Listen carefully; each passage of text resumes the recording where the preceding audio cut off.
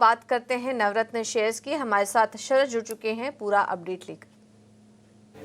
जी बिल्कुल, सबसे पहले बात करेंगे तो हमारा स्टॉक रहेगा टाटा स्टील। यहाँ पे इनके लिए एक पॉजिटिव न्यूज़ फ्लो आया है। फॉर्मल एग्रीमेंट साइन कर लिया है पोर्ट टालबॉट के जो ग्रीन ट्रांजिशन है उसको लेके, एंड ऑफ कोर्स इनको जो है लगभग 500 मिलियन पाउंड का जो है ओवरऑल ग्रांट मिलेगा और टोटल प्रपोजल 1.25 बिलियन पाउंड्स का है। इस स्ट्रीट की एक्सपेक्टेशन थी और ये जो नए गवर्नमेंट है पुराने गवर्नमेंट के ही प्रस्ताव को आगे लेके जा रही है, तो स्टेबिलिटी है, स्टॉक में भी मोमेंटम देखने मिल सकता है। दूसरा स्टॉक जिंदल सॉ। यहाँ पे जो है भारत के गवर्नमेंट ने एक्सटेंड कर दिया है कमर्शियल जो आप कहते हैं काउंटर वेलिंग ड्यूटी, यानी कि एंटी डंपिंग ड्यूटी, और ये अगले 5 साल तक लागू रहेंगे। जो आपके वेल्डेड ट्यूब्स आने वाले हैं इंपोर्ट जो होते हैं वियतनाम और चाइना से, तो इसके कारण जो है आपके इन स्टॉक्स में तेज़ी देखने मिल सकती है। Bajaj auto, Tata, TVS motor जैसे स्टॉक्स भी फोकस में रहेंगे, स्पेशली जो ई सेगमेंट के 2 व्हीलर 3 व्हीलर है उनके लिए, क्योंकि PM E drive scheme announce हो गई है कैबिनेट की। इसका लगभग 10,900 करोड़ का स्कीम है, लेकिन ये 4 व्हीलर्स के लिए एप्लीकेबल नहीं है। ये लार्जली एप्लीकेबल आपके 2 व्हीलर 3 व्हीलर ईवीज़ के लेके हैं, और जो नई फेम 3 स्कीम है वो इस मंथ के एंड तक अनाउंस भी हो सकती है।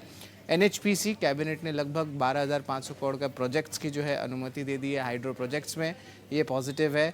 नायका देखेंगे, लेकिन हालांकि यहाँ पे कोटक सिक्योरिटीज़ इंटरेस्टिंग की ब्रोकरेज में डाउनग्रेड कर दिया स्टॉक को। सेल पे पहले ऐड था, टारगेट प्राइस भी घटा दिया 195 से 190 तक, और यहाँ पे ओवरऑल जो है कह रहे हैं कि अभी भी जो है कह रहे हैं कि क्विक कॉमर्स जो है वहाँ पे कंपटीशन ज़रूर देखने मिल रहा है, तो ऑफकोर्स पूरी स्पेस जो है थोड़ी क्राउडेड हो रही है।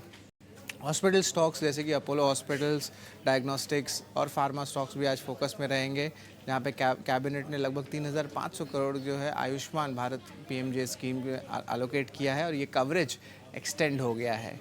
अशोक लीलैंड, टाटा मोटर्स और जो ईवी के बस प्लेयर्स हैं वो भी फोकस में रहने वाले हैं। पीएम की ई बस पेमेंट सिक्योरिटी मैकेनिज्म लॉन्च हो गई है, जहाँ पे जब भी ऑर्डर आता है तो जिस तरह जो पेमेंट आती है गवर्नमेंट अथॉरिटी से वो जल्द से जल्द प्रोसेस हो सकती है, तो एक पॉजिटिव सेंटिमेंटली न्यूज़ फ्लो ज़रूर है। हमारा 8वां स्टॉक एनबीसीसी, एमटीएनएल के साथ इन्होंने करार किया है। एमटीएनएल के ज़मीन पे 1600 करोड़ रुपए का प्रोजेक्ट्स वो कर सकते हैं। और आखिरी स्टॉक हमारा स्पेशल सेगमेंट है बिग बोल्ड ब्रोकरेज। इस पे हम बात करें तो यहाँ पे छोलामंडलम इन्वेस्टमेंट फोकस में रहने वाला है। यहाँ पे जेफरीज की रिपोर्ट है मेंटेन बाय की, लेकिन टारगेट प्राइस उसको बढ़ा दिया है 1685 से 1800 रुपीज़ पर शेयर पे।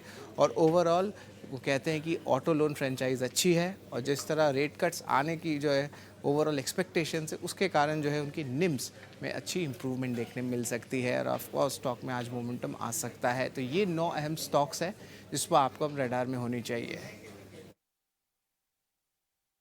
ठीक है, तो ये हैं आज के नवरत्न शेयर्स, जहां पर की खबरों के चलते आप अपनी स्क्रीन पर देख पा रहे होंगे एक्शन भी नजर आ रहा है। कुछ स्टॉक्स पर हमने चर्चा भी की है। एनबीसीसी पर एक बार राय ले लेते हैं। कंपनी ने 1600 करोड़ का एमओयू साइन किया है, तो ये स्टॉक भी फोकस में है और शुरुआत थोड़ी मजबूती के साथ हो रही है इस स्टॉक में। किरण जी, एनबीसीसी पर आपकी राय? तो एनबीसीसी की अगर हम बात करें तो कहीं न कहीं चार्ट के ऊपर हम देख रहे हैं कि प्रीवियस ब्रेकआउट के आसपास ट्रेड कर रहा है।